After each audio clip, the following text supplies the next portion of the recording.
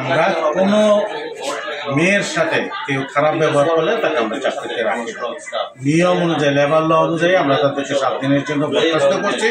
তদন্ত কমিটি কইরা তাদের কইরা তাদের আমরা রাখবো না তাদেরকে। আলটিমেটলি তদন্ত কমিটি করছেন আপনারা? করবো, এখন এই নিয়েই তো আছে সারাক্ষণ। দর্শন হয়, কি হয়েছে মেয়েও বলে নেই দর্শন হয়েছে, তাকে মানে টানাটানি করছে, এটুকুই মেয়ে বলছে। কতজনের এরা 3 জনের ছিল, 3 জনের মধ্যে একজনের না 2 জনের টানাটানি করছে। এটা হলো মেয়ের লিখিত বক্তব্য। লিখিত বক্তব্য, এবং সেই জন্য আমরা বলছি যে আমরা তাদেরকে রাখবো না।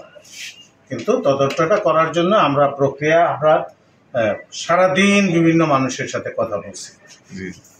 সত্যতা আমরা প্রমাণ পাই নাই কিছু তেমন, কিন্তু তারপরেও যেহেতু এটা কথা উঠছে, এখানে অনেক মেয়েরা চাকরি করে, মেয়েদের সেফটি দেওয়ার জন্য আমরা বলছি 3 জন খুব ইম্পর্টেন্ট ইনচার্জ, তাদেরকে আমি বরখাস্ত করে দিচ্ছি। এই ঘটনা শোনার সাথে আপনার আইন শৃঙ্খলা বাহিনী জানিয়েছিলেন কিনা? আইন শৃঙ্খলা বাহিনীকে জানাইছি আসার জন্য। সেই ক্ষেত্রে আপনার প্রতিষ্ঠান থেকে কোনো লোকাল থানায় ইনফর্ম করা হয়েছে কিনা? আমরা ফোন করছি ফেরদৌস সাহেবকে, উনি অপারেশন ওসি, ওনার ইকবাল সাহেব আসছে, তারপরে ওনার সাথে কথা বলছি।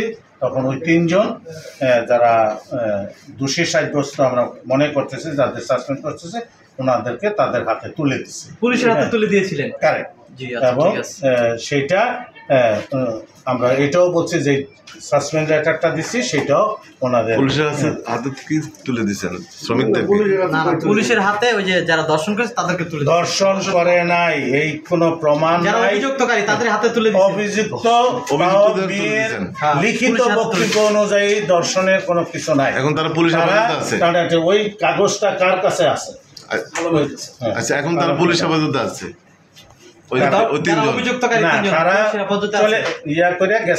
পুলিশ বলছে দরকার হলে তাদেরকে ডাইকা। মেয়েটা ছিল আমাদের HR রুমে ছিল, আরো ঘন্টাখানেক আগ পর্যন্ত আমাদের জানা মতে। ওইখানে ইয়ারা ভাঙচুরও করছে, ওয়ার্কার ভাঙচুর করে।